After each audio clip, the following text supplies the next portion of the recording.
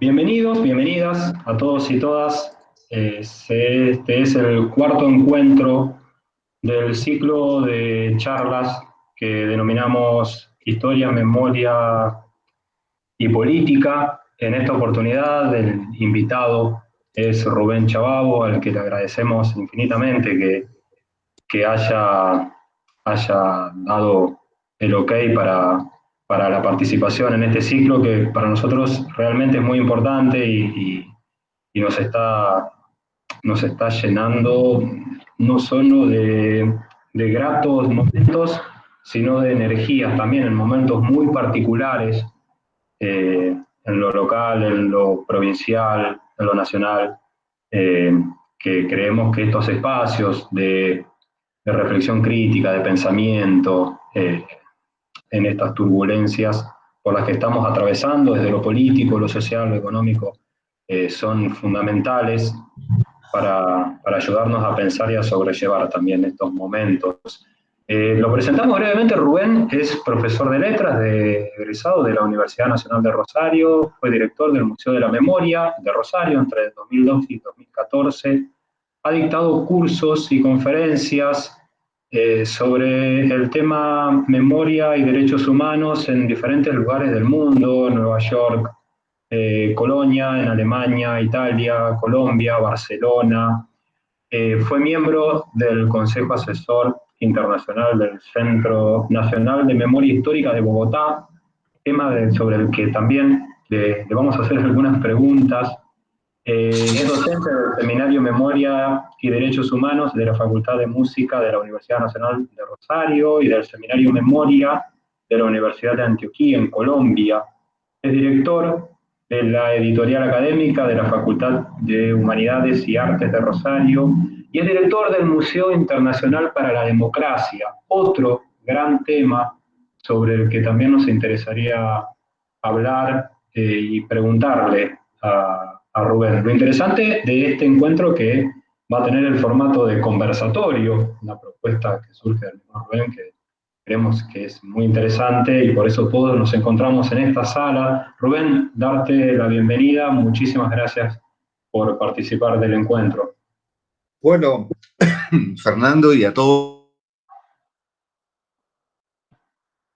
los que están, por así decirlo, del otro lado o sobrevolando el éter, agradecerles la invitación. Para mí realmente es un gusto y una oportunidad para, como bien decía, para poder agilizar las neuronas y poder compartir visiones y miradas sobre temas que, bueno, al menos a nosotros nos importan, nos interesan, no otros que los de la memoria, la historia, la política, el presente en el cual estamos viviendo, que exige, creo, poder abusar la imaginación para poder interpretarlo, para poder entenderlo, sabiendo que hay muchas zonas, aspectos que no son de difícil acceso o interpretación por la inmediatez de lo que nos ocurre, pero al mismo tiempo es una invitación a poder pensar el pasado, pero el pasado no como capítulo clausurado y cerrado, sino como un territorio de donde podemos, siguiendo la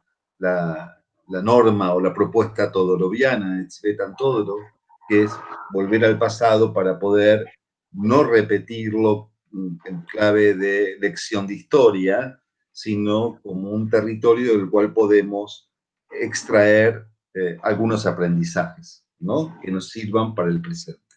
Así que agradecidísimo por la invitación y espero estar a la altura de, de, del deseo o del proyecto que ustedes se propusieron al invitarme. No, seguramente que sí. Rubén, la primera pregunta que a mí me surge, después también de haber tenido el placer y la suerte de haber compartido una charla, no sé si te acuerdas, aquí en Coronda, en el Instituto 6, hace unos años, ahí nos conocimos. Eh, eh, Vos planteaste tú una serie de cuestiones sobre la memoria y los museos de la memoria, y uno empieza a pensar cuestiones que quizás están naturalizadas y uno en determinado momento escucha determinadas cosas y empieza a desnaturalizarlas. Entonces lo primero que se me ocurre pensar es algo que quizás en otros momentos uno no pensaría que, ¿por qué deberíamos tener un museo de la memoria? ¿Por qué tener museos de la memoria? ¿Para qué Bien, deberíamos tener esos espacios? bien. Creo que está buenísimo para poder empezar a reflexionar y tal vez para aclarar a un público que no necesariamente está cercano a la temática, no de la memoria, sí de los museos, y decir que, bueno, los museos de memoria, como tal, con esta clase de artefactos y vinculados a situaciones traumáticas, son dispositivos culturales realmente novedosos. No los encontramos antes, por ejemplo, de la década del 60 o del 70. El origen primario y rector estuvo en los primeros museos y memoriales que surgen después de la Segunda Guerra Mundial, ante la evidencia de la gran catástrofe que significó el Holocausto o la Shoah, como le podemos llamar, y que implicó una mirada introspectiva a las sociedades que habían pasado por ese cataclismo en la necesidad de dejar testimonio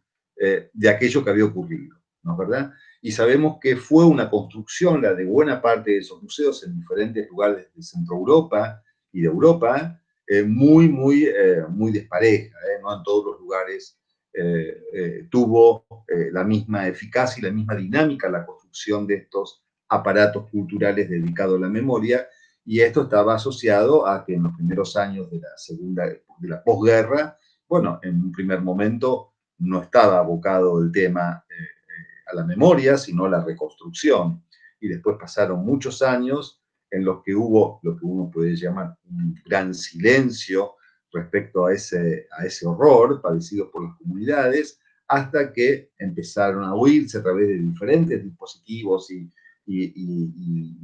aparatos tanto culturales como políticos como sociales, la voz de los sobrevivientes, el reclamo de su audibilidad en la clave de lo sufrido, y empezar a asumir una dimensión, por ahí podemos decir, reparatoria simbólicamente a través de estos museos, pero también pedagógica en la idea o la confianza o el deseo de que estos lugares, al ser visitados, pudieran ser sitios en los que las nuevas generaciones pudieran entender qué era aquello, qué fue aquello que pasó y que algunas veces se hace difícil de contar. Esto es un resumen muy apretado, porque sabemos, como ya dije, que las dinámicas nacionales fueron muy diferentes, los modos de recordar, los silencios, las postergaciones, las amnesias respecto a esos pasados fueron muy diversas. No es lo mismo hablar de este cataclismo, cómo impactó en la sociedad francesa, por ejemplo, que en la sociedad polaca. No es lo mismo la sociedad húngara que, por ejemplo, en los ingleses. Dicho esto, en América Latina, a partir de los post-80, cuando una vez que terminó este gran derrumbe que fue el impacto de las grandes dictaduras, bueno, buena parte de las sociedades que emergieron a la democracia empezaron a pensar la posibilidad de construcción de estos dispositivos o estos aparatos forjados en la memoria, en la idea de que es o que era un deber recordar aquello que nos había ocurrido, y así comenzaron a surgir y a aflorar en diferentes países latinoamericanos esta clase de museos, de los cuales tuve la suerte de acompañar su génesis. Por ejemplo, primero fue el de Rosario. El de Rosario fue uno de los primeros en América Latina por una serie de situaciones que hubo ahí que confluyeron para que fuera posible. Y también, por ejemplo, el Museo de la Memoria y los Derechos Humanos en Chile posteriores, que esto fue construido después en el último momento del mandato de Michelle Bachelet, un mes antes de irse, dio por inaugurado ese museo, y así en otros lugares de América Latina donde empezaron a surgir estas instituciones. Ahora, ¿por qué? Bueno, indudablemente porque había un deseo de buena parte de esas sociedades y fundamentalmente impulsado por las víctimas, por los sobrevivientes, por sus familiares, por las organizaciones, de que era necesario como un modo, de algún modo, de combatir la amenaza del olvido y de enfrentar las amnesias que indudablemente iban y no se equivocaban a caer sobre las sociedades, el intento por aferrar en algún espacio esa memoria. No es el único intento, los artistas lo han hecho de manera formidable a través de grandes obras y de intervenciones urbanas, la música lo ha hecho también de manera fantástica, pero bueno, los museos, espejeándose de algún modo, porque en muchos de esos estuvieron mirando lo que había ocurrido en la escena europea,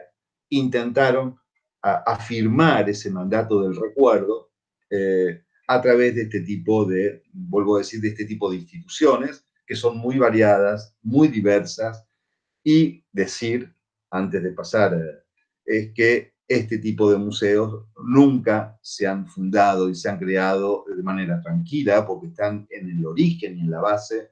Hay múltiples discusiones, hay múltiples debates, hay acuerdos y disensos, porque son museos, lógicamente, que como tocan espacios urticantes y dolorosos de nuestros pasados muy recientes, no conforman absolutamente a todos los sectores de la sociedad.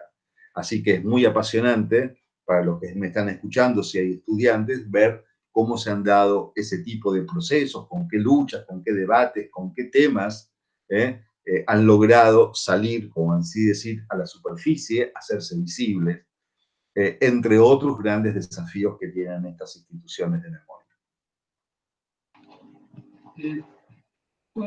Te escuchaba recién hablar de que, bueno, uno de los porqués de estos espacios es la necesidad de las víctimas de poder hacer perdurar en el tiempo estos procesos, ¿no? Y escapar del olvido o enfrentar al olvido. Y se me ocurre pensar dos cosas respecto a esto. Eh, si estos espacios no se corre el riesgo de que terminen siendo espacios solo de las víctimas, eh, y por otro lado, es importante sumar a estos espacios o aporta algo eh, la voz del victimario en estos espacios, están presentes y hay un aporte real al discurso o a estos intentos de pensar estos procesos dolorosos, trágicos de las sociedades, la voz del victimario y por qué debería estar si es que vos crees que es necesario que esté la voz del victimario en estos discursos. Bueno, a mí me apasionan estas dos preguntas. Primero, decir que en un primer momento, sí, era así, digamos, parecía que buena parte de los museos de la memoria, si bien estaban fundados en la voz y el requerimiento y el anhelo y la exigencia de las víctimas, ya sean de sobrevivientes o familiares o militantes de la memoria, muy cercanos a las luchas de los 70, me refiero aquí a América Latina, esto con el paso del tiempo, y era lógico que así sucediera, con el paso del tiempo, obviamente que se fueron abriendo y sintiendo de que ese mensaje no debía quedar encapsulado dentro de lo que uno podría llamar la tribu, ¿sí? La tribu. Porque de algún modo, si la idea de estos museos es transmitir la enseñanza o el recuerdo de lo que pasó, ya la víctima, el familiar o el sobreviviente lo recuerda. La idea es que ese mensaje pueda derramarse efectivamente, positivamente, por así decirlo, con algún impacto en la sociedad en la cual ese derrumbe y esa catástrofe humana tuvo lugar. Y entonces también podríamos hacer toda una genealogía de los grandes debates y las grandes discusiones, porque muchos de estos museos en América Latina, en un primer momento, quedaron atrapados en digamos, capturados, por así decir, en lo que las víctimas o sus familiares decían que debían ser esos museos. Y yo recuerdo grandes debates, porque ahí entraba justamente la discusión con los historiadores, ¿no? Porque una cosa es lo que la víctima recuerda, lo que la víctima piensa que ese tipo de instituciones debe decir, pero también muchas veces la historia trae otras versiones, trae otra multiplicidad de miradas sobre esos pasados, y ahí se generaban, en un primer momento, yo creo que era mucho menos, grandes debates y grandes conflictos en torno a las interpretaciones, ¿no? Por ejemplo, voy a poner un ejemplo para pasar después al otro, que es un tema apasionante. Por ejemplo, cuando, por ejemplo, en el caso argentino, cuando comenzó. Claro, las víctimas entendían que debíamos construir un museo dedicado exclusivamente al periodo 76-83, que fue el que tuvo lugar la última dictadura argentina. Pero bueno, obviamente que cuando uno intenta abordar ese periodo se da cuenta, no solo que las desapariciones forzadas de personas y que también la represión, el exilio, la censura comenzó antes del 76 bajo un gobierno constitucional, sino también de que para poder entender el 76 se necesitaba ir un poco más atrás, ¿no es verdad? Y a veces este tipo de discusiones generaban muchos debates y muchos encontronazos. O, por ejemplo, decir que de nada valía, y esa era mi tesis, concentrarse exclusivamente en el caso argentino, si no se lo vinculaba, si no se lo relacionaba, si no se lo ponía en cotejo, no en comparación, con el sistema represivo más amplio que había tenido lugar en América Latina, para ponerlo en diálogo, para poder ver de qué manera resonaban algunas de las prácticas represivas. Bueno, esto era muy difícil porque justamente parte de los familiares, parte de las víctimas decían, como dice una vieja película israelí referida al holocausto, no toquen mi holocausto. Digamos, ya este es mi dolor y esto es lo que yo interpreto, así debe ser interpretado. Yo digo que ese fue en un primer momento, y yo digo que en esa voluntad, ese tipo de buceos, si los ha habido repartidos, mueren. Mueren porque un museo construido sobre la propia narrativa del dolor no hace más que encapsularse en el dolor mismo. Y entonces, si yo quiero que ese museo pueda transmitir algo a las próximas generaciones, o transmitir algo más allá del dolor, que no sea sofocante en torno al dolor, debo hacer o generar miradas mucho más ampliadas. Y antes de pasar a la otra pregunta, la de los victimarios, decir también que a pesar de yo haber estado en la construcción y acompañando la gestación de varios museos, también hay una confianza desmesurada en torno a la eficacia de los museos, ¿no? A veces se cree que tener un museo garantiza que aquello que se recuerda no se va a volver a repetir. Eso es una cuestión absolutamente infantil, ¿no? Digamos, un museo no garantiza absolutamente nada, como tampoco que miles de jóvenes pasen por su sala, por más excelente que sea el museo, puede evitar siquiera un mínimo de la barbarie. No, no se puede ser ingenuo. Recuerdo que una vez, y siempre cito esto, compartí una mesa con el director pedagógico del Museo Memorial de Mauthausen y decía en un momento eh, eh, que él, dice, cada día veía pasar a decenas de delegaciones europeas recorriendo el campo.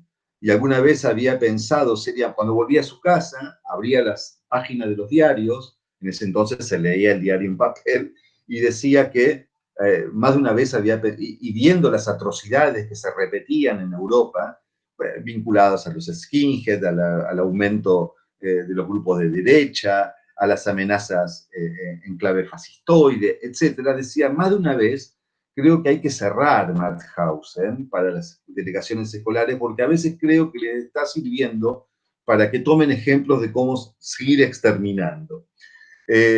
Claro, él lo decía en una clave obviamente irónica, pero como para decir, realmente, la confianza depositada en este tipo de construcciones culturales es desmesurada, así dicho, es desmesurada, y uno debe entrar ahí a pensar los dilemas de la transmisión. No es sencillo transmitir dolores pasados, situaciones traumáticas, y que las nuevas generaciones logren entender el impacto que ellas han tenido.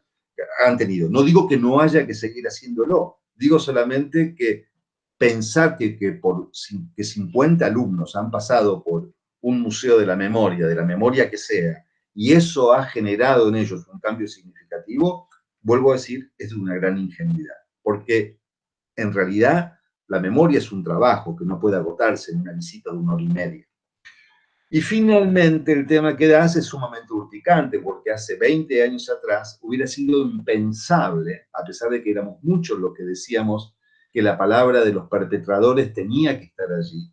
Y a mí me interesa mucho la palabra de los perpetradores, porque cuando hablan los perpetradores, no hacen más que incriminarse a sí mismos acerca del crimen cometido. Y a mí me parece que es interesante escuchar eso que ellos dicen. Y por otra parte, creo que un gran error es el de exiliar o exilar a los perpetradores de la especie humana. Creo que justamente los perpetradores, la gran colectividad de perpetradores a lo largo del mundo, son seres humanos, como lo demostraron, como lo demostró la sociología, como lo demostró Hannah Arendt en sus trabajos, y como lo demostró Bauman en su gran trabajo sobre el Holocausto, y lo que demostró Gita Sereni, que se dedicó a entrevistarlos. Son seres humanos. Y entonces, justamente, debiéramos confrontar, debiéramos ver esos rostros, escuchar sus voces, para entender justamente el peligro que tenemos de, como diría Daniel Feierstein, ¿qué sucede para que cómo es posible que gracias a determinadas condiciones que se dan en las sociedades, algunas personas muy grandes, adultos, mayores, puedan pasar a cometer los peores, el peor de los actos que puede cometer un ser humano, como es, por ejemplo, aplicar tortura.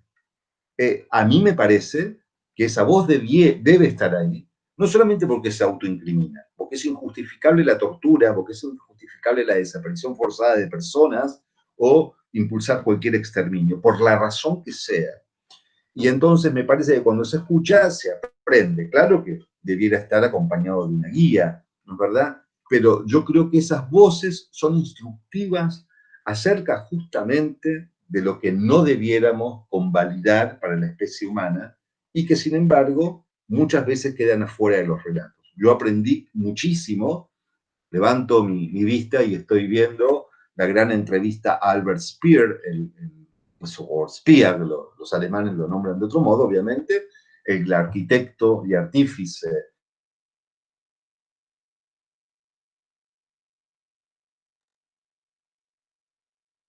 de parte del Holocausto de Adolf Hitler, una gran entrevista, y a Eichmann. ¿Qué es lo que he aprendido? No a matar. He aprendido que esos eran seres humanos, que podían ser mis vecinos, podían ser mis familiares, que no eran monstruos, en absoluto eran monstruos.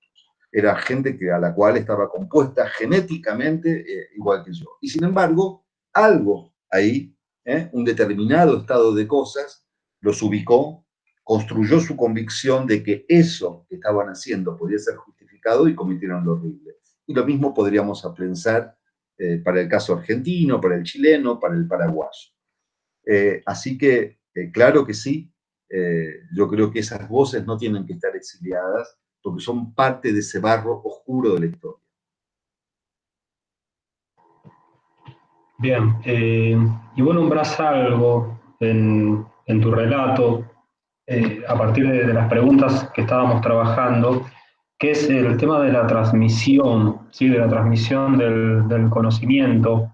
Y para quienes estamos en los museos y para los docentes, aquí nos están acompañando compañeros docentes del instituto que trabajan en el Museo de Coronda, que nos ayudan a pensar el Museo de Coronda también, y en relación con la carrera docente, no solo de historia, sino de nivel inicial, nivel primario. Eh, ¿cómo, ¿Cómo transmiten o qué rol crees que juega para vos la transmisión del conocimiento dentro de los museos de memoria?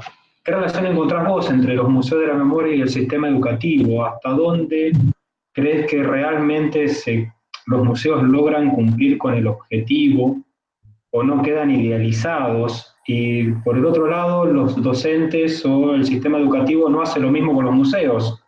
Los visita, pero sin cumplir objetivos profundos y sino también son espacios que idealizan. La visita al museo con un contingente escolar, a mí particularmente me da la impresión de que muchas veces está más idealizada que concretada. Mirá, creo que está la respuesta en tu propia formulación, porque yo he sido testigo, digamos, de las visitas escolares al museo cuando yo lo estaba dirigiendo. No estoy hablando de un museo cuando yo no lo dirigía. Yo me podría sentir orgulloso por la cantidad de estudiantes que pasaban por allí, pero muchas veces me asomaba para ver las visitas educativas y en primer lugar, digamos, en muchos casos los docentes estaban cumpliendo con algo de la currícula, ¿no? Tenemos que hablar del 24 de marzo, tenemos que hablar del golpe militar, tenemos que hablar de democracia, y llevamos a los chicos al museo, ¿no? En muchos casos ni siquiera se comprometían en la visita que se hacía, ¿no? La dejaban librada a los guías, ¿no? Lo que ya hablaba de una falta de compromiso o de interés cierto por aquello que estaban haciendo. Y por otra, debo decirlo, digamos, el proceso de transmisión de este tipo de experiencias que son duras, que son traumáticas, pero también de otra, no es algo mecánico, no es alguien que cuenta y alguien que escucha. Entonces digo, mirando, puedo decir que, bueno, uno podía percibir que había algunos estudiantes, me refiero a adolescentes o un poco más grandes, que sí mostraban un interés y eran aquellos que ya venían con alguna curiosidad previa, pero en general hay que reconocer que para buena parte de los jóvenes de 14, 15 años, por ejemplo, 16 años, la idea de la dictadura era un episodio sumamente lejano. El concepto de desaparecido era casi una abstracción. Nombres como los que para mi generación eran parte del conocimiento común, me refiero al nombre de los perpetradores, o decir Martínez de Oz, o decir Jorge Rafael Videla, para ellos eran realmente nombres absolutamente novedosos que por primera vez ingresaban. Bueno, y en una hora y media no siempre se logra concitar la plena adhesión, el pleno interés. Por otra parte, por eso digo que la visita a los museos debiera entenderse como un eslabón más del gran trabajo de la memoria que debiera continuar, bueno, por ejemplo, en el trabajo áurico, que debiera continuar, por ejemplo, en los espacios que tienen que ver con los medios masivos de comunicación, a través de películas, a través de... Es decir, no es algo que se agota ahí. Y por otra parte, quiero también eh, empezar a cuestionar esta idea de los museos tal como lo entendemos en una clave decimonónica, ¿no? Hoy un museo es una institución que tiene que ser capaz, por ejemplo, de ofrecer a los visitantes una muy buena biblioteca donde pueda indagar, donde pueda haber buenos archivos, ofrecer otras actividades que no sean meramente esa visita que se hace a través de los pasillos, ¿no? Bueno, digo, yo a pesar, vuelvo a decirlo, de ser un impulsor de los museos, digo, el museo es solamente una de las etapas, uno de los pasos que se da en cuanto a lo que tiene que ver con este difícil arte que es el de la transmisión, el de la transmisión de un pasado. Hasun decía que aquello que le daste, dice Hasun, en ese libro maravilloso que es Los contrabandistas de la memoria, aquello que le daste, conquístalo para poder poseerlo. Y en este sentido entiendo que los pasados que tenemos por detrás, valga la redundancia, para que sean realmente nuestros, debemos salir a su conquista. Y eso se logra cuando tengo interés en salir a su conquista. Yo siento que hay pasados míos a los que he decidido no ir en su conquista, y otros que sí. Por ejemplo, los de mi linaje familiar, lo de las historias migracionales, pero seguramente hay otras partes de mi pasado que no se me ha despertado el interés o la curiosidad. Y los he hecho mío porque, como dice Hasun, he salido a la conquista de ese pasado. Pero para que eso sea posible, algo tiene que haberse disparado. Por otra parte, quiero, Fernando, porque tu pregunta abre muchas cuestiones y creo que uno de los grandes fantasmas de los museos de memoria es, y creo que contra eso hay que combatir, tiene que ver con el de la sacralización de esa memoria y de ese pasado.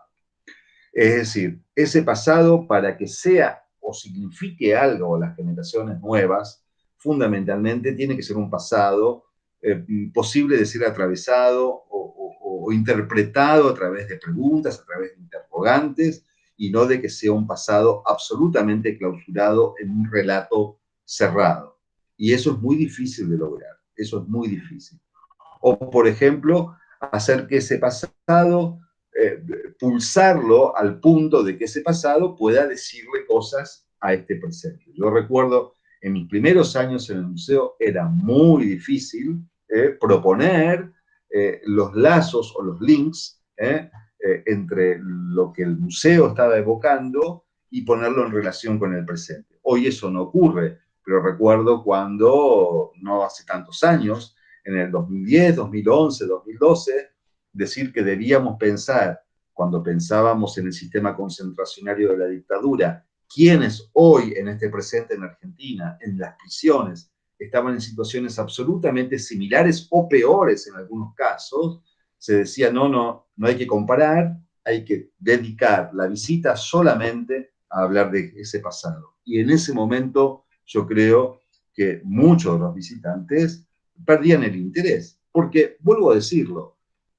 los museos, el de las dictaduras, el del nazismo, el del estalinismo, corren el riesgo de que si yo no hago un insight hacia una pregunta que se vuelve inquietante, termino condoliéndome con las víctimas del pasado, me emociono, digo cuánto sufrieron, y ahí clausuro, me voy a mi casa muy tranquilo de haber cumplido con mi deber cívico, de haberme condolido con las víctimas y con el dolor del pasado.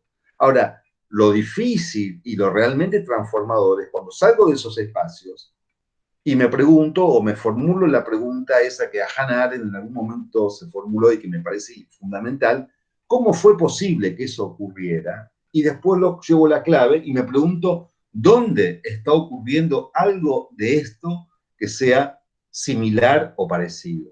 ¿No?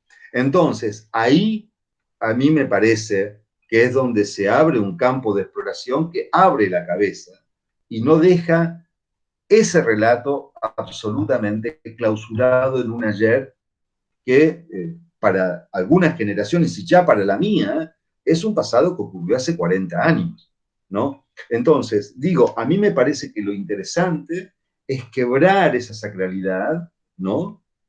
Y hacer que nuevas preguntas surjan y que esas preguntas me permitan mirar este presente.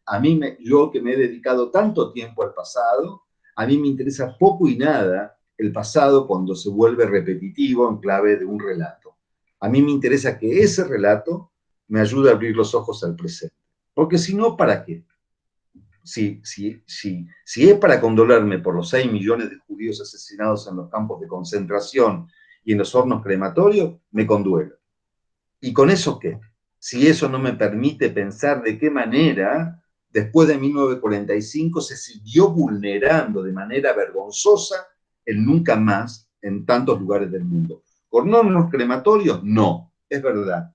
Sin hornos crematorios. ¿En Varsovia o en Minsk? No. Pero sí en tantísimos otros lugares del mundo donde la masacre siguió teniendo lugar. Y entonces, vuelvo a decirlo, si eso que yo veo no me arroja una pregunta para el presente, ahí se quiebra algo de la transmisión educativa. Y cierro con una anécdota personal que siempre vuelvo, porque me ocurrió a mí hace mucho tiempo atrás, visitando un museo del Holocausto de los Estados Unidos, vi cuando el grupo educativo se detenía para mirar una historia que la guía le contaba acerca de un famoso buque o barco llamado el San Luis. Creo que muchos lo recordarán o lo saben porque ha sido muy contada esta historia de una cantidad importante de judíos que había logrado salir de Alemania pagando su pasaje en un barco que lo iba a traer a América. Bueno, la historia del San Luis, pueden googlearla, el barco San Luis recorre casi todas las costas americanas y en todas les niegan el ingreso, absolutamente todas. Incluso en Nueva York está el relato de cuando llegan a La Habana en el año 30 y tantos y pueden ver la isla, pero no los dejan desembarcar. Y ese barco con toda la carga tuvo que volver a Alemania y el pasaje que se podía haber salvado terminó en los campos de concentración. Esa es la dramática historia del San Luis.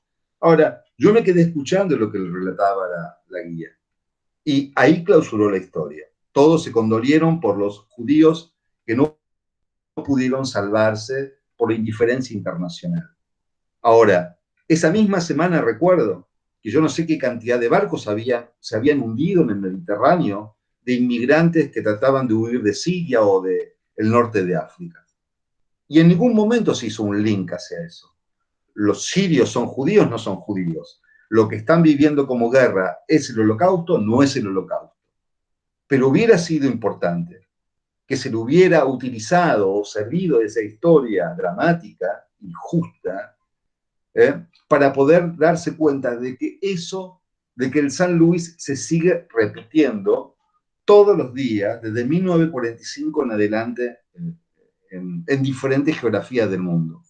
Y yo creo que ahí es donde uno dice, esta historia dolorosa no se clausuró allí, ¿no? Y esto no es para atormentarse, sino para ser consciente del mundo y del presente donde uno vive. Sí, vos sabés que pensando sobre todo este último ejemplo que das del San Luis y cómo en esa escena vos podés visualizar la separación que hay entre el pasado y el presente, es una cuestión que los que estamos en los museos por ahí eh, nos hace pensar todo el tiempo hasta dónde atarse. A mí, por ejemplo, me cuesta mucho tener un guión escrito sobre, sobre el recorrido de las salas, ¿sí? Porque siempre uno tiene el temor a que termine pasando esto, te terminaste atando al guión y dejaste pasar relaciones que se vuelven imprescindibles en, en el, en el diálogo con los visitantes, sea un grupo de estudiantes o sea una sola persona que, que va al museo. Eh, y digo, pienso en, sobre todo quizás a lo mejor es mucho más visible en esto de los museos de la memoria, pero cómo los museos se convierten en espacios donde eh, se termina haciendo historia de algunos grupos sociales. Me voy de los museos de la memoria para pensar museos de historia en general. Se termina haciendo historia de algunos grupos sociales selectos cuando se cierran en el objeto.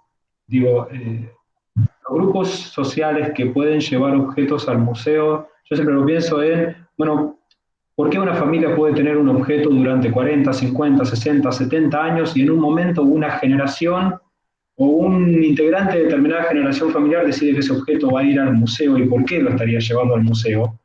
Y ese por qué tiene que ver con cómo los museos se construyeron a sí mismos. ¿Y por qué hay que ponerle un cartel que diga de quién es el yo siempre pienso, bueno, en ese acto de ponerle el nombre de la persona que donó el objeto, estoy privatizando algo que es público, porque ese objeto ya no es más de esa persona, sino que ese objeto ahora es de un museo que es público y que intenta hacer con ese objeto una instancia de poder pensar un determinado periodo o proceso histórico que me ayuda a pensar el presente. En esto de hay presentes en el museo, hay sectores sociales que están presentes, pero hay sectores sociales que están ausentes en el Sí, museo. mirá, a mí me parece, vos dijiste algo que a mí me permite pensar y creo que estamos de acuerdo. Eh, si estuviéramos con un auditorio de gente de museología lo entendería cabalmente. Digamos, un museo necesita, obviamente, para sus guías, digamos, la construcción de un guión. Pero yo creo que la cuestión fracasa cuando no se habilita la posibilidad de que ese guión se interrumpa, ¿no es verdad? ¿Y cuándo se interrumpe el guión? Y bueno, cuando surge la pregunta, ¿no? Puede ser en algunos casos porque, bueno, el guía no está del todo preparado. Pero muchas veces es por querer aferrarse a un relato y se le teme a la pregunta, ¿no? Ahora, hago un paréntesis con esto y después seguimos con eso. Me acuerdo, hay muchísimo escrito sobre eso a partir de, desde en muchos textos, sobre lo que eran, por ejemplo, los relatos o de algunas guías, que de las cuales yo fui testigo, por ejemplo, en el espacio de la Exesma, ¿no? Llegaban las delegaciones y el guía enunciaba un relato absolutamente, por así decir, partisano o militante, digamos, clausurando la posibilidad de cualquier pregunta. Es más, algunas preguntas que alguien podía llegar a hacer pasaban por ser desestabilizadoras del relato consagratorio de las víctimas o de lo que habría que decir acerca de los años de la dictadura. Pero eso no es algo que me ocurrió a mí, sucedía también aquí en el Servicio de Información en San Rosario, ¿no es verdad? Había un relato oficial. Y yo creo que ahí es cuando se empobrece la historia. Y bueno, uno tendría, cuando trabaja con determinado tipo de instituciones y de museos, y justamente aquellos que tienen temas dilemáticos, porque vamos a ser sinceros, en un museo del diseño o de artes decorativos, bueno, las preguntas que pueden surgir son menos inquietantes que en aquellos museos, por ejemplo, como los de la historia o de memoria, porque ahí se juegan cuestiones fuertemente ideológicas y de nuestras identidades. También en los otros, es verdad, pero menos, pero bastante menos. Y aparte, el visitante va con otra predisposición. Bien, en ese caso, cuando no se habilita esto que vos decías, el diálogo imprescindible, digamos, se clausura en un guión y se empobrece el relato, ¿no? Y muchas veces la gente, yo lo he visto, teme preguntar para no incomodar al guía, y el guía muchas veces prefiere que no se le pregunte porque se le desarma ese relato. Ahora también, corriéndonos de los museos de memoria, de los que tienen que ver con el terrorismo de Estado y las grandes barbaries del siglo XX, vos estabas contando algo de la posibilidad de dar vuelta, y yo estoy viendo la nueva museología y los nuevos montajistas que hacen cosas fantásticas. Por ejemplo, he visto muestras donde la historia del colonialismo y el impacto del colonialismo se cuenta a partir de un juego de té. Uno ve el té, uno ve un juego de té, simplemente, y uno puede ver solamente el artesonado o el fino diseño de la porcelana, pero si hay un guía y hay una inscripción interesante, yo puedo saber cómo llegó a ciertas familias ese tipo de tazas o ese tipo de juego, y por ejemplo, en el caso de que sean ingleses, si son del siglo XIX, ver de manera muy clara, digamos, en qué fábricas fueron construidas, quiénes eran los obreros que trabajaban en el diseño y en la construcción de esas piezas maravillosas que después eran utilizadas en las grandes residencias inglesas. Bueno, y a mí se me abre un terreno de exploración infinito. También lo he visto en algunos museos, donde más allá de invitarte a apreciar la belleza o la singularidad de una obra, te invitan a ir más allá para reponer los contextos, para ver otras dimensiones, por así, otros espesores de esa obra. Bueno, la nueva museología, por suerte, está trabajando activamente en esos dispositivos que rompen esta idea del objeto estático que, como vos decías, dice taza de té donado por la familia tanto, y ahí se clausura. Cuando, si acá hay gente de historia, sabe, bueno, quiero saber por qué la familia tal tenía esta. Y si este museo está en Coronda, quiero saber, ¿todo Coronda tenían este tipo de tazas de té? Bueno, voy a descubrir que si son tazas valiosas, no. Y si es una taza de 1920, quiero saber cómo estaba compuesta la sociedad de aquellos años. Y ahí se me abre un campo de exploración sumamente interesante, ¿no? Porque a través de una taza de té, por ejemplo, valiosa, que sea valiosa en cuanto a objeto, se me dispara toda la historia, por ejemplo, de esa localidad hacia comienzos del siglo XX. Y si no lo es valiosa en cuanto a su artesonado, en cuanto a su diseño, porque es pobre, porque es muy sencilla, porque responde a un diseño muy obrero, voy a darme cuenta, o eso va a dar cuenta, de un momento en el que los obreros tomaban, por ejemplo, el té o el vino o el agua en ese tipo de vasijas. A mí me parece apasionante, porque eso rompe la idea de los museos tradicionales a los que estuvimos acostumbrados y que por suerte, con el paso del tiempo, empiezan a quebrar. Yo me acuerdo, yo pertenezco a una generación que por suerte cada vez ya va quedando atrás, donde uno entraba a los museos en una cuestión reverencial y todavía dura. Yo muchas veces entro a los museos en silencio. Me dicen, ¿por qué tiene uno que hacer un silencio y hablar en susurros? Incluso en salas que están vacías. Digamos, entiendo que uno no puede estar gritando si está rodeado de gente, y porque nada, cada cual necesita su tiempo. A veces se está solo en un museo. Hay algo de lo reverencial, de lo sagrado, que se logró imponer, y esto es una herencia del siglo XIX, que bueno, de a poco se empieza a quebrar, ¿no? A romper esa sacralidad, y empezamos con las obras, con lo que vemos, a interactuar de otro modo, ¿no? Y eso lo logran, lo sabemos, los grandes o los muy buenos curadores que permiten relacionar, vincular e invitar a quien mira de algún modo, a no ser un mero espectador, sino que ahí, en el modo de exponer, llega hacia mí una pregunta que me invita, bueno, a abrirme un mundo de exploración. Vuelvo a decirlo, esto pasa o puede pasar con muchos museos, pero hay que estar decidido y tener el deseo de que esa pregunta surja, ¿no? Y para eso los guías tienen que estar preparados y estar dispuestos a esas preguntas. Y en los museos de memoria, que es lo que he trabajado, también a no enojarse, porque no toda la gente conoce, ni toda la gente sabe. Incluso hay a veces preguntas que son muy incómodas, y en vez de refutarlas violentamente, hay que, si tiene que ver con las propias convicciones de uno, poder estar a la altura de poder responderlas, ¿no? Y eso se necesita, y eso exige una práctica, ¿no?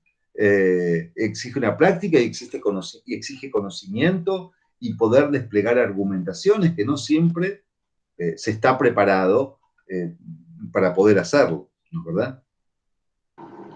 Y vos sabés que hago un comentario, te dejo mi última pregunta y después, bueno, hay algunos de los asistentes que creo que también quisieran preguntarte. Sí, Eh, este comentario, vos sabés que en el Museo de Coronda, cuando nosotros llegamos a trabajar en el Museo de Coronda, había una vitrina que todavía la tenemos, casi con los mismos objetos, la limpiamos un poco de objetos como para que el mensaje sea más claro, pero dejamos la misma esencia, ¿sí? Los objetos son cerámica inglesa, eh, porcelana, eh, cristal, platería, abanicos muy, muy suntuosos, muy, muy bellos, ¿no?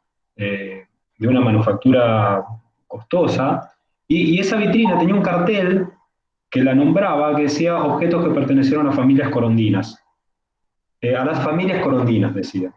Y nosotros decidimos dejar la misma esencia, el mismo espíritu de la vitrina y dejar el mismo cartel para poder preguntar a los visitantes si esos objetos, si ellos creían que esos objetos pertenecían a las familias corondinas. Y en todo caso, ¿qué entendíamos por familias corondinas hasta hacia fines del siglo XIX, principios del XX? Lo cual abre una discusión sumamente interesante sí, sobre las respuestas que uno empieza a escuchar. Porque, bueno, por ejemplo, muchos, bueno, si está en un museo debe ser de la familia, porque las familias son las que tienen acceso a traer los objetos al museo. Entonces, bueno, ¿quiénes sí. son las familias? A mí me parece que esto que estás diciendo, hay una tendencia a veces en las renovaciones, digamos, de algunos museos, en borrar todo, porque bueno, porque eso responde a una ideología que, lo sabemos, caracterizaba a los museos. Y a mí me parece que si yo tuviera que curar algo así, haría el esfuerzo por dejar esas cartelas, porque justamente esas cartelas, donde dice las familias corondinas, permite habilitar, tal vez con una explicación al lado, la pregunta de por qué en algún momento se pensaba que todas las familias corondinas tenían esa vajilla costosísima. ¿Por qué? ¿Qué era lo que hacía que un discurso de una institución de museo considerara que tenía que poner las familias y no algunas familias corondinas? Porque ahí lo que justamente está obturado es justamente que la comunidad corondina, como tantísimas otras alrededor del mundo, había diferentes clases sociales.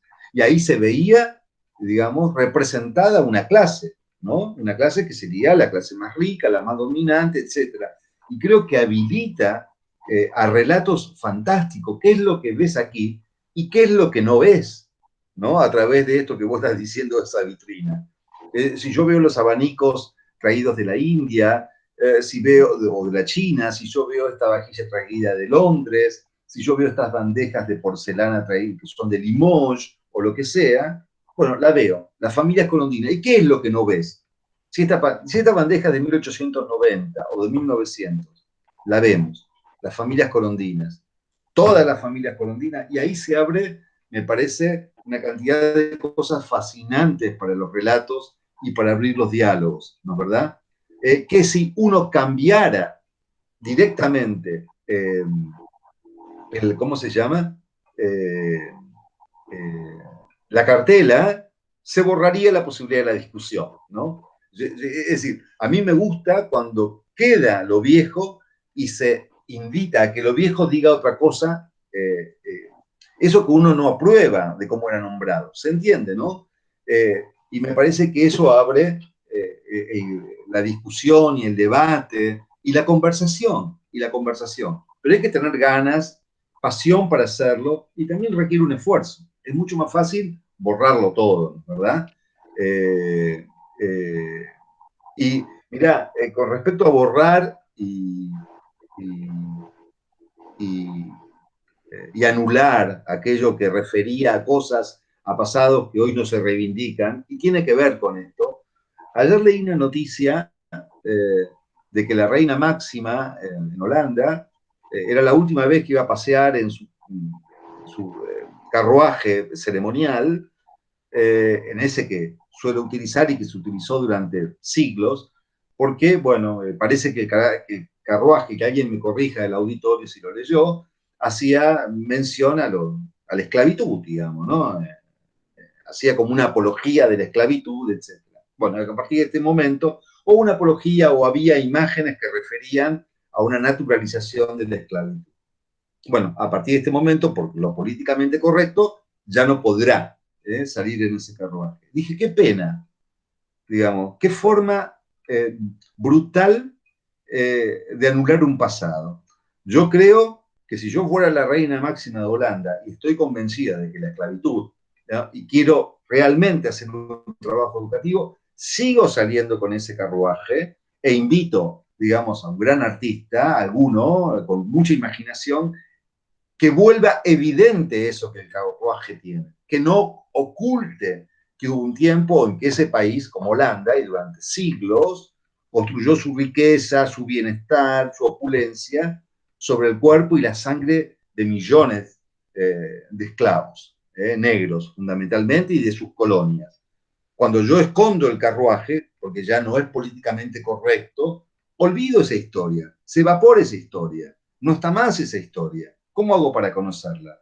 Pero digo, seguir mostrándola, pero acusándola, y no digo de manera estrambótica, permite que ese pasado se vuelva visible. Es lo que pasa en el gran debate, y nos vamos aquí con el tema de los monumentos, ¿no? Los monumentos que evocan a personajes conflictivos de nuestro pasado y que hoy visualizamos, que no acordamos con sus posiciones. Yo no es que no entiendo el movimiento iconoclasta, digo, a mí me interesaría que quedaran todos esos monumentos de esas personas que uno detesta, pero reinscriptos. Al borrarlos, olvido ese pasado. Ese pasado que es condenable, o esa biografía es condenable. Pero al borrarlo, oblitero o anulo la pregunta. Y a mí me parece que una forma más que poderosa de activar la memoria es cuando apelamos a la imaginación. ¿Cómo hacer para que eso que no convalidamos siga presente, pero no en clave de homenaje, ¿no? Sino como de señalamiento de lo que no debiera ser, ¿no es verdad? Eh, bueno, y este ya se abre para otro tema de conversación con respecto a la memoria, los dispositivos, los monumentos, las señalizaciones, de si dejar o no aquello que hoy, con lo que no acordamos, y ahí abrimos el debate para otra charla. Sí, tal cual. Digo que lo que me pasa a mí creo que le está pasando a todos los que están presentes, ¿no? Eh, A cada momento que vos te vamos escuchando, nos van surgiendo más y más preguntas, y esto se haría interminable. sí, perdón, Tendremos Fernando. otro ciclo sí, No, perdón, yo sé que estamos cortos de tiempo, pero te quería contar para graficar esto, que en un momento aquí en Rosario, como seguramente en Coronda y en tantos otros lugares del país, hay una calle que se llama Roca, ¿no es verdad? Y después del 2001, un grupo de artistas empezó a poner unos papeles que decían calle Pocho Leprati, en alusión, ¿no?, al referente social que había sido asesinado en las protestas del 2001, ¿no? Eh, y a mí me alucinó porque eso duró unos meses en los cuales aparecían los carteles con el nombre de Pocho Leprati y había quienes pedían que la calle empiece a llamarse Pocho Leprati en reemplazo del nombre de Julio Argentino Roca. Y yo digo, es apasionante, porque mientras duró el combate de nombres, la memoria de Leprati y la biografía de Roca estuvieron presentes durante esos 6 meses en la escena rosarina. Cuando, si se hubiera logrado que el nombre de Pocho Leprati quedara en la calle Roca, hoy decenas de miles de personas pasarían ahí, mirarían el nombre de Leprati y no entenderían a qué alude, porque para muchos, decenas de miles de personas nacidas después del 2001 y que no son de Rosario, el nombre del Pocho Leprati, el ángel de la bicicleta, no significa absolutamente nada. Pero mientras existió ese combate, ¿no?, en lo que ponían el cartelito encima, la municipalidad venía y lo sacaba, y eso duró no sé qué cantidad de tiempo, las dos memorias, las del exterminio del siglo XIX y la de la muerte vil, brutal del referente social, nunca como luego estuvo tan presente. Y eso me parece que es interesante, ¿no? Cuando el pasado no se lo borra, sino se lo reinterpreta de manera inteligente. Perdón, quería dar este ejemplo como... no, no, la verdad que es sumamente atinado el ejemplo. Para los que andábamos en Rosario en esa época era todo un acontecimiento, ¿no? Pasar por Roca, Roca y San Martín, o Roca y Córdoba, y ver que Sí, en realidad se llamaba Leprati y Córdoba, y uno no entendía demasiado qué estaba pasando, por qué no era Roca eso, siendo que sabía perfectamente quiénes eran los dos personajes, pero no sabía la discordia que se había generado hacia el interior de la sociedad rosarina y mucho menos pensar esto que está diciendo vos. Digo. Estos entredichos, esta discusión llevó a que, o posibilitó que esas memorias fueran conocidas y fueran sostenidas durante tanto tiempo, por tanta cantidad de personas. Y hablando de la memoria, yo con esto cierro sí. mis preguntas para no extenderme y darle la posibilidad y la palabra a otros. Eh, Nosotros estábamos hablando de los momentos, los espacios de la memoria y museos de la memoria, pero vos en este momento estás trabajando en el Museo de la Democracia. Y vuelvo a la pregunta con la que iniciamos esto. Así como preguntábamos por qué un museo de la memoria, uno se le ocurre pensar ahora, ¿por qué un museo de la democracia? ¿Por qué necesitamos un museo de la democracia o pensar la democracia en este tipo de dispositivos? Uh-huh. Uh-huh. Bueno, mirá, voy a ser breve, pero porque también da para muchísimo. Este museo es un museo que es hijo de una fundación que lleva por nombre Fundación para la Democracia, que trabaja en acciones eh, en pos de difundir los valores democráticos y los derechos humanos. Pero lo interesante es que a mí me tocó la construcción de ese guión. eh, eh, y es muy interesante porque ahí lo que tratamos de poner es justamente, está dedicado a las nuevas generaciones, y lo que tratamos de mostrar ahí cuáles son los asedios o los dilemas o los desafíos de la democracia. Y lo tratamos de construir a través de algunos relatos que en absoluto terminan bajando línea ni nada por el estilo. Y es interesante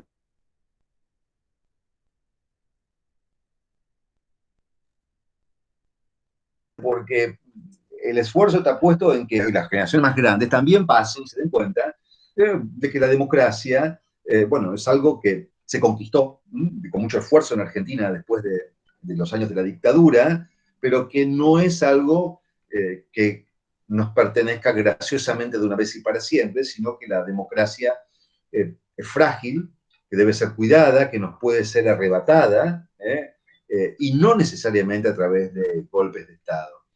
Y como lo que sucede, por ejemplo, hoy en día, donde en Brasil, por un caso, hay un presidente democrático, nadie lo duda, porque Bolsonaro llegó ahí por la voluntad popular y a través del voto, pero donde amplísimos principios que debieran regir la vida democrática están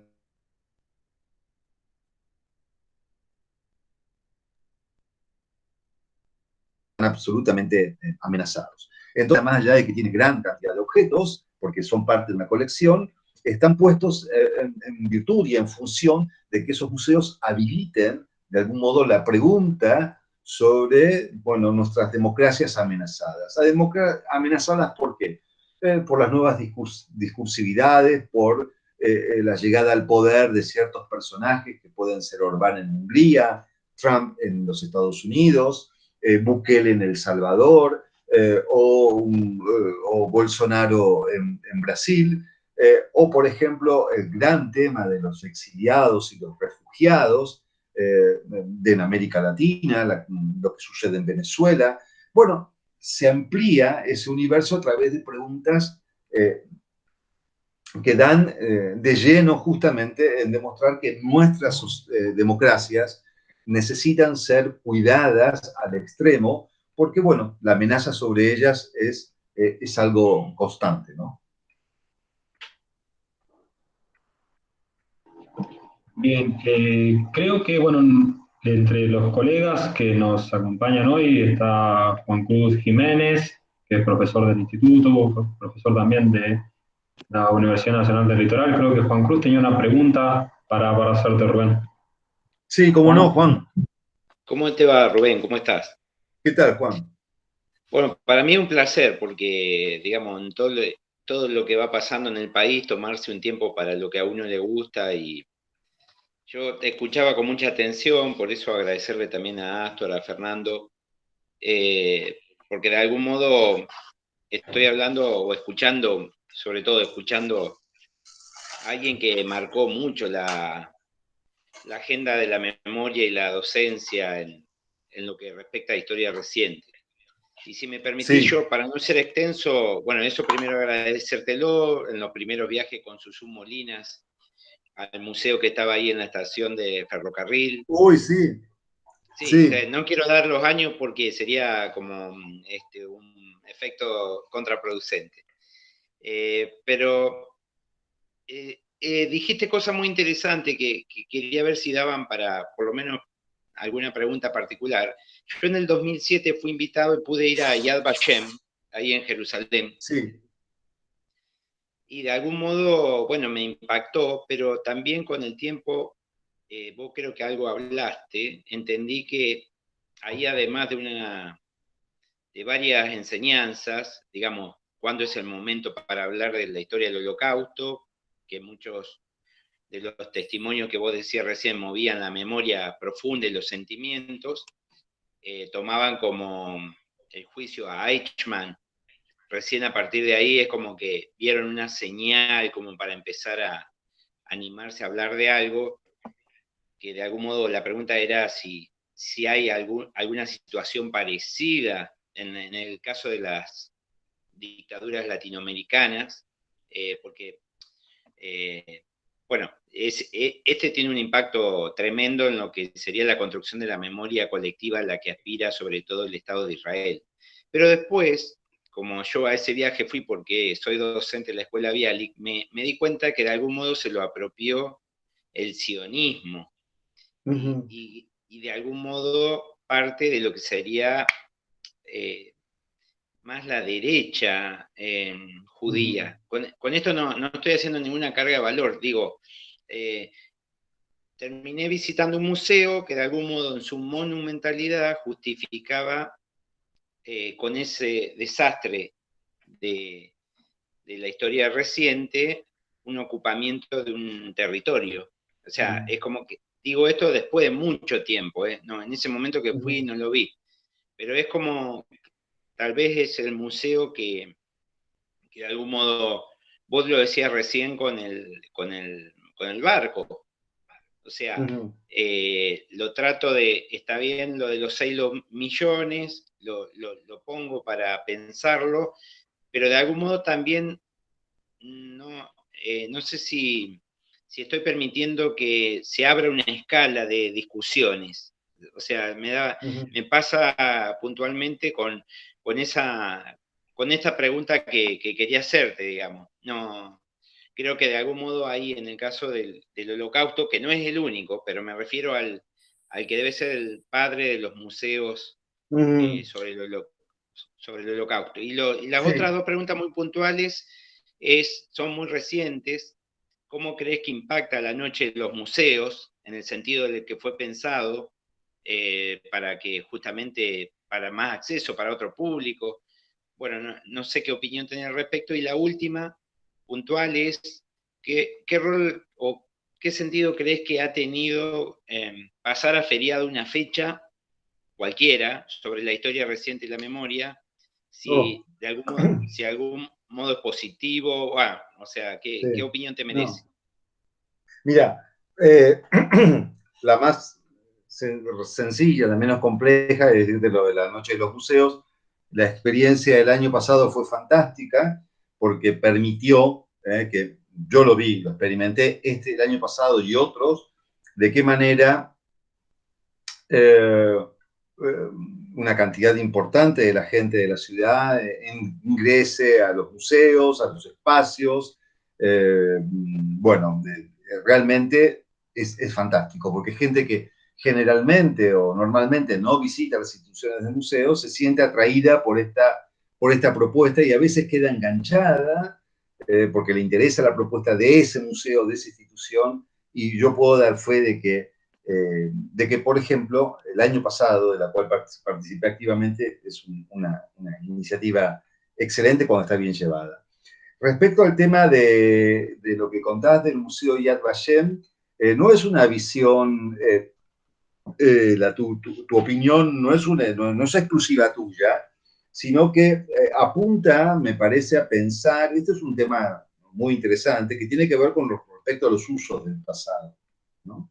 Digamos, ninguna nación, ningún estado, ningún país regala el pasado, sino que así porque sí, ¿no? ¿Verdad? No lo regala, no lo entrega. Y el Estado de Israel, obviamente, y no fue así desde el año 48, porque recordemos que en el año 48, que los años de la creación del Estado, el tema del Holocausto no figuraba en la agenda y no figuró durante muchísimos años. Es más, la situación de los sobrevivientes que estaban en Israel no ocupaban un lugar destacado, sino, podemos decir también, un lugar bastante secundario. Los sobrevivientes del Holocausto que estaban en Israel eran la antiimagen, la contraimagen del judío que se necesitaba formar en ese Estado nuevo. Esto no lo digo yo, eso están los discursos de Ben-Gurión de aquellos años.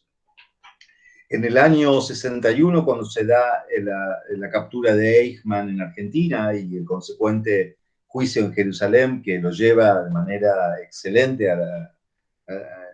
lo relata y lo analiza, lo estudia de manera excelente Hannah Arendt en Eichmann en Jerusalén, es el momento que se da un quiebre y donde el Estado de Israel se da cuenta que ahí tiene un episodio brutal, monstruoso, terrible del pasado, y que ese le puede servir, de algún modo, para comenzar a crear o forjar una identidad fundamentalmente en relación con los acontecimientos que están teniendo en aquellos años lugar en Medio Oriente, en el cual el Estado de Israel se siente amenazado por los países árabes, y entonces se empieza a insistir en este discurso, así como en el pasado fuimos llevados como ovejas al matadero.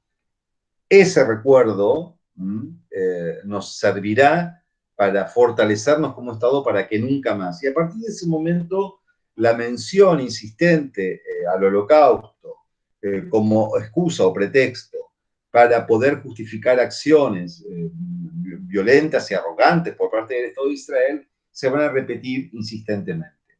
El Museo Yad Vashem que ustedes ven hoy no es el mismo que había hace años atrás. Pasó por diferentes construcciones, pasó por diferentes narrativas, pasó por diferentes curadurías, por así decirlo. Esto que estoy contando no es alguna impresión personal, hay mucho escrito sobre esto, hay un libro que se llama El Estado y la Muerte de Idit Zertal, que trabaja fundamentalmente los usos y los abusos de la memoria, en el caso israelí, respecto al Holocausto. Pero también lo podemos encontrar en autores franceses que trabajan los años de la resistencia, por ejemplo, ¿no? Y también lo podemos encontrar en autores argentinos que trabajan de qué modo el Estado argentino, digamos, durante los años fundamentalmente del kirchnerismo, también hizo un abuso, un uso y un abuso de esa memoria con fines propios, ¿no? Y esto no significa en absoluto lo que estoy diciendo, que poner en un saco y decir todo lo hizo en función del uso y del abuso. En absoluto. Digo que en determinados momentos ese pasado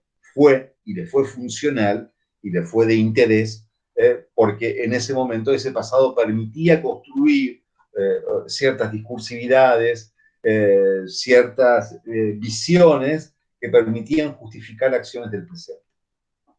Entonces digo, no es errado lo que me estás planteando y lo que percibiste, más allá de que Yad Vashem es un museo fabuloso y sumamente interesante y sumamente rico y con un archivo descomunal. Ahora, el uso que muchas veces, no solamente el Estado de Israel, sino que la diáspora, las comunidades judías han hecho del Holocausto, es un tema que ha sido abordado y es continuamente abordado por algunas personas que se atreven a decirlo, porque ustedes saben que decir este tipo de cosas parece que uno está justificando lo horroroso. En absoluto.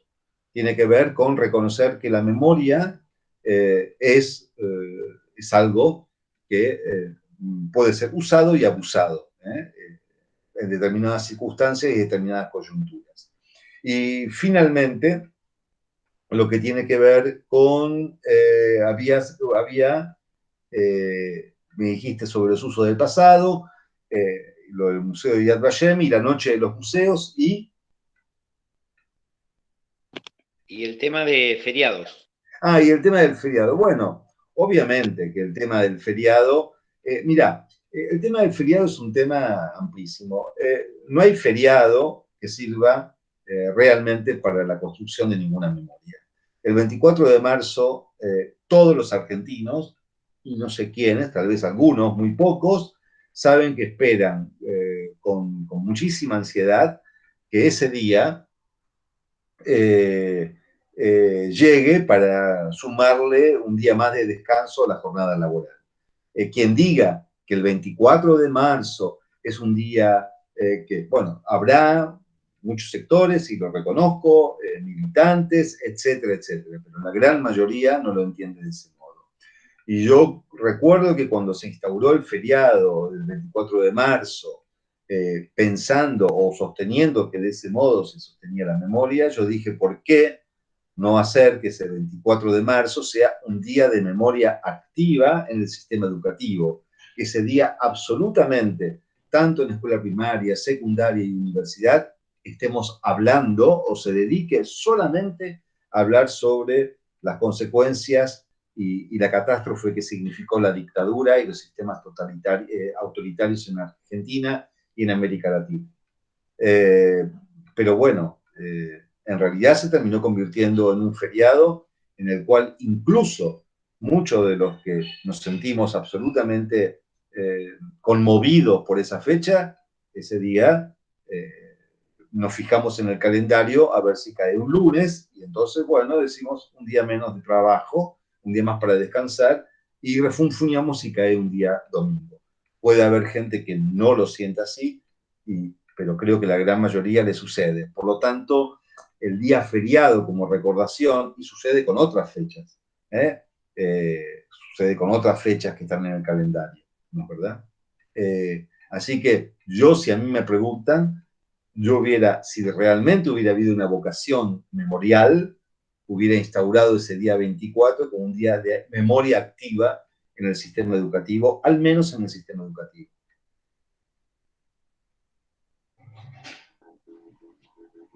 Gracias, Rubén, gracias, Juan. No sé si alguien más quiere hacerle una pregunta a Rubén. Yo quisiera hacer un comentario. Sí. Sí, que bueno, sumarme el agradecimiento de que te hayas sumado a la propuesta, Rubén.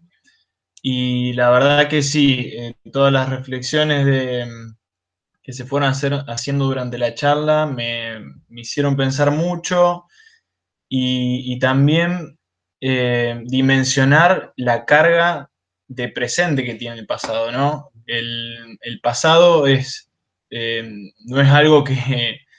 algo cerrado, como decía, sino que es un objeto de disputa política constante. Y en ese sentido, eh, está siempre abierto a reinterpretaciones. Entonces, esta especie de cambio de paradigma entre a lo mejor una especie de memoria heroica que teníamos de nuestro pasado, una especie de reivindicación de los héroes, a ese relato que estaba cerrado por ahí la memoria en otro momento. Hay un autor, Didier Fassin, que tiene un libro que se llama El Imperio del Trauma, que le habla que hay una transición de la forma de recordarnos hacia una memoria más traumática, donde el lugar de la víctima toma una nueva legitimidad, ¿no es cierto?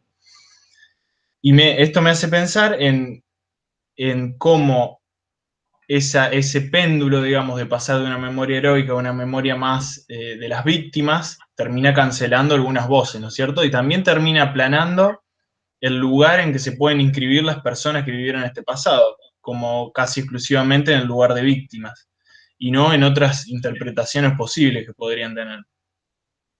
Eso por un lado. Y también pienso en esto que hablabas de los enlaces, los links entre pasado y presente, ¿no?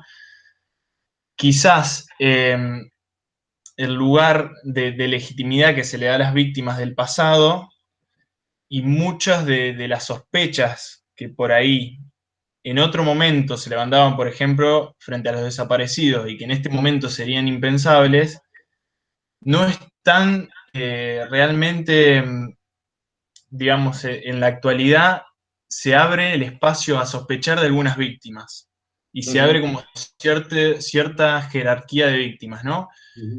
Entonces quizás gente que no dudaría en ningún momento de pensar sobre la culpabilidad de las víctimas de los desaparecidos de la dictadura, frente a otros casos, como puede ser el de Santiago Maldonado, o más cerca el de Facundo Castro, se abre una sospecha y, digamos, incluso los mismos medios por ahí fogonean una sospecha sobre la víctima, ¿no? Entonces ahí eso me hace pensar también en ese enlace que queda trunco entre cómo pensamos un pasado, pero cómo usamos ese pasado para pensar la actualidad. Eso era lo que... Sí, mirá, esto daría también para toda una charla, ¿no? En torno, y yo te agradezco la pregunta porque justamente yo soy alguien de los que ha combatido muy fuerte la sacralidad del pasado, la imposibilidad de formular preguntas, y también las ideas heroicas. Fundamentalmente creo interpretar a partir de tu intervención, porque durante muchos años se construyó una visión sobre los 70 y la generación del 70, absolutamente una visibilidad, una visión absolutamente mítica, ¿no? y donde la posibilidad de formular algunas preguntas acerca de sus conductas y algunas opciones parecía que te inscribía inmediatamente en la justificación del terrorismo de Estado, algo que yo he combatido duramente, ¿no? Pero claro, lo que hace uno cuando cuestiona o pone en interrogación al héroe es justamente abrir el abanico de preguntas y fundamentalmente instalarlo en el terreno de la humanidad, ¿no? ¿Verdad? Digamos, eran seres humanos, eran jóvenes. Ahora, si yo sigo pensando que esos eran figuras absolutamente a imitar, que no cometieron ningún tipo de error, y que nuestras generaciones más jóvenes debieran seguir el ejemplo, bueno, estamos absolutamente entendiendo mal buena parte de esta historia, ¿no? Vos hablás de culpabilidad, yo hablaría de otro concepto que me parece más, más interesante, que tiene que ver con el de la responsabilidad, ¿no? Frente al pasado. Y yo creo, fundamentalmente, de que los actores del pasado, en los lugares que le han tocado ocupar, tuvieron responsabilidad, diferentes responsabilidades, en muchas cosas que han sucedido. Pero para poder analizar eso hay que poder formular algunas preguntas, ¿eh? Y hay que atreverse a formularlas, pero también que haya un oído dispuesto a poder escucharlas, a poder escucharlas y a no sentir que las preguntas sobre esos pasados que de algún modo ponen en cuestión las visiones áureas, románticas, idílicas, en ningún caso, y esto hay que dejarlo claro, justifica un solo día, un solo momento, un solo segundo del terrorismo de Estado. Tu pregunta me habilita a siempre recomendar la lectura de Eichmann en Jerusalén y el anatema que se descarga sobre Hannah Arendt cuando ella le dedica un capítulo en su monumental estudio sobre Eichmann y la solución final, es decir, el exterminio de las comunidades judías, sobre un capítulo bastante triste, oscuro, dilemático de ese pasado como fue el Judenrat, ¿no? Los consejos judíos que eran creados por el nazismo para colaborar en el proceso de deportación de sus propias comunidades.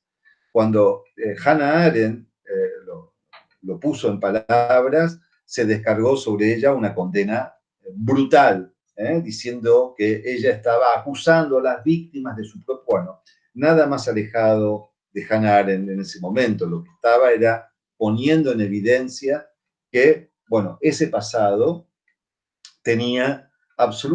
tuvo muchos matices, tuvo demasiados diferentes espesores, ¿no? Y que pensar que había habido solamente una conducta de la comunidad judía o de los judíos o de las comunidades era mentiroso.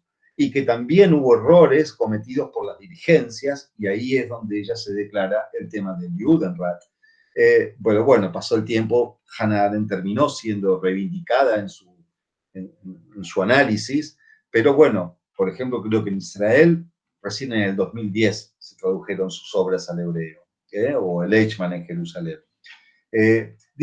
A mí me parece que lo interesante es preguntarle al pasado, como decía Todoro, preguntarle al pasado a riesgo de que las respuestas que nos devuelva no sean aquellas que queremos escuchar. Es decir, porque si son las que queremos escuchar, el pasado se convierte en un consuelo, ¿no? Y siempre encontramos lo que vamos a encontrar, lo que queremos encontrar. Y cuando el pasado nos devuelve otras preguntas, otras respuestas que aquellas que pensamos, nos obliga a pensar, nos obliga a seguir investigando, nos obliga a seguir preguntándonos. Y a mí me parece que una de las condiciones para entrar al pasado es justamente estar dispuesto a desacralizarlo, a formularle todas las preguntas y a quebrar ese mandato de entender que de que los del pasado, aquellos que nos precedieron, ocupan el lugar de héroes y villanos en visiones dicotómicas o maniqueas que nada ayudan a comprender la complejidad de la historia, ¿no? Sí, totalmente. Es como romper el guión del museo, digamos. Por ahí el guión es cómodo, pero la realidad es más variada que lo que muestra el guión, digamos. El guión es una forma que tenemos de presentar la realidad. Exacto. Y vos lo dijiste, la palabra, es aplanar, ¿no? Y creo que cuando se aplana, la cosa se vuelve opaca, ¿no? Y falta de riqueza. Es como la historia que nos contaban del siglo XIX, del siglo XVIII en las escuelas hace años atrás, donde los héroes, el pueblo, parecía todo un relato de historieta, ¿no? De historieta en el sentido clásico, ¿eh? La de la revista Antiojito.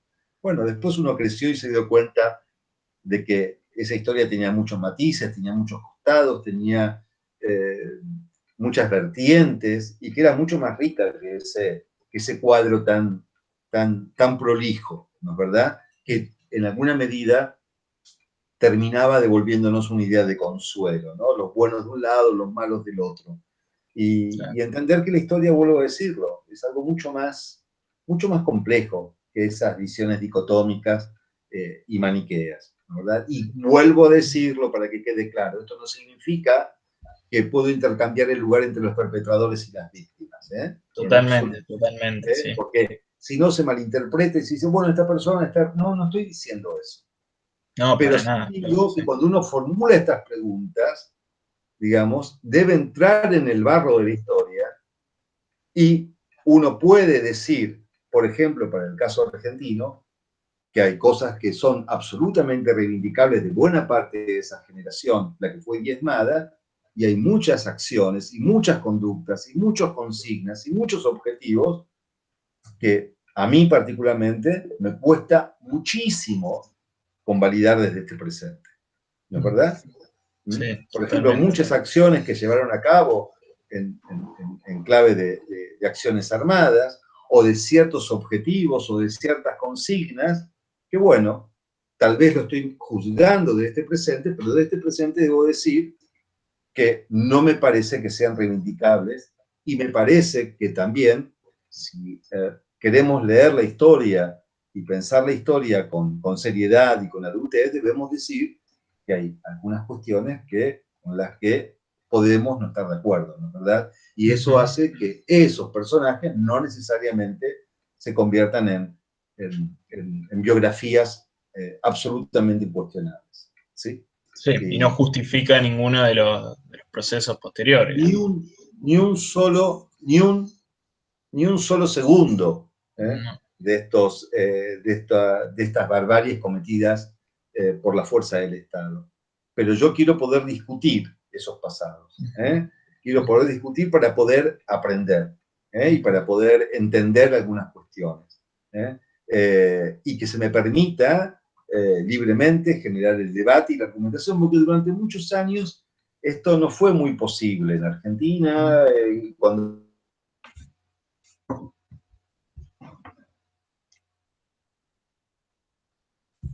uno lo enunciaba, generalmente es el momento de formular. Yo siempre digo, ¿cuándo es el momento de formular las preguntas? ¿Cuándo es el momento? No, porque en este caso le estás dando justificación al enemigo, al otro. No, señor. Uno debe preguntar las veces que quiera y sobre todo lo que quiera, ¿no? Y tiene que tener la libertad de poder formularlo, digamos, y abrir el campo de la discusión y el debate. Y me parece que eso es lo que nos enriquece como sociedad. Y yo soy de los que habilitan esas discusiones. Y porque me parece que así se construye, digamos, una conciencia cívica interesante.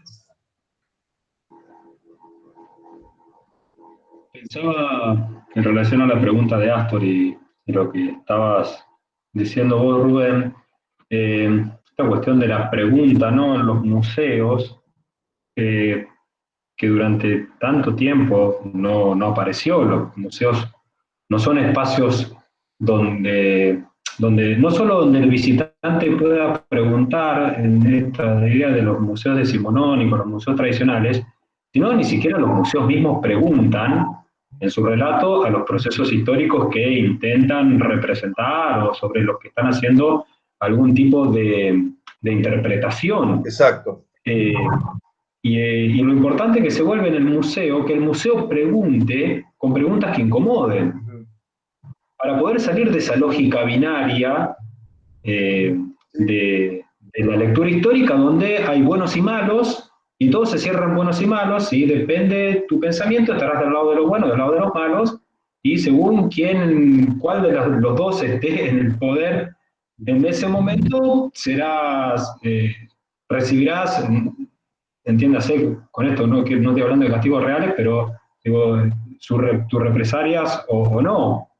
Y al Sí, poder ver a los museos, instituciones que hagan preguntas, que se pregunten a lo que ellos están intentando representar o interpretar, con preguntas que incomodan, le devuelven la complejidad a la historia como disciplina, a los procesos históricos y a la memoria y a las interpretaciones o al pensamiento sobre la memoria. a mí me parece que estoy de acuerdo y a veces los museos pueden habilitar eso. Yo siempre digo, dejando la posibilidad de la pregunta o habilitando o estimulando la formulación de estas preguntas o de estos interrogantes. Y a veces no los hacen, no necesariamente tienen que hacerlo, me parece, con sus narrativas, la que uno ve, si lo hace, es fantástico, si lo pueden hacer, pero a veces hay otros dispositivos de los museos, a veces son ciclos de cine-debate, pero realmente de debate, no como decimos, un ciclo de cine-debate sobre un tema en el cual todos estamos de acuerdo. Eso es muy simple, ¿no? Es como en la Facultad de Humanidades, como ciclo debate sobre el Che Guevara, y llamamos a alguien de la FEDE, a alguien de la Unión de Jóvenes Socialistas, y bueno, ¿y qué vamos a debatir ahí? Si estamos todos de acuerdo, si están todos de acuerdo, digamos, si debió ir por acá o por allá el Che, eso no es debate, no se construye una, digamos, lo interesante cuando vos llevás una discusión en la cual, bueno, vos encuentres fuerzas encontradas que te ayuden a pensar y a ver otras visiones. Bueno, a veces los museos pueden organizar a través de sesiones de cine, obras de teatro, presentaciones de libros, que generalmente amplían el territorio acotado de las paredes de un museo e ingresan esas temáticas. A mí me parece, yo me acuerdo que en el Museo de la Memoria, cuando todavía no estábamos en nuestra sala definitiva, yo decidí que se presentara el libro No Matarás. El No Matarás era un libro que se hizo en la Universidad de Córdoba, donde, bueno, justamente se discutía sobre el fusilamiento por parte del ejército guevarista de algunos compañeros cuando estaban en combate, ¿no? Justamente de dos. Esto es un episodio que había quedado dormido, sellado en la memoria, hasta que alguien recuerda que hay muertos que no fueron asesinados por la acción represiva, sino por los propios compañeros, en este caso, porque no tenían el espíritu heroico que se demandaba, ¿no? Eso está en la Universidad de Córdoba, fíjense, polémica, los que no lo conocen, polémica no matarás. Digamos, yo sentía que eso era también parte del espesor de la historia, ¿no? Esas historias.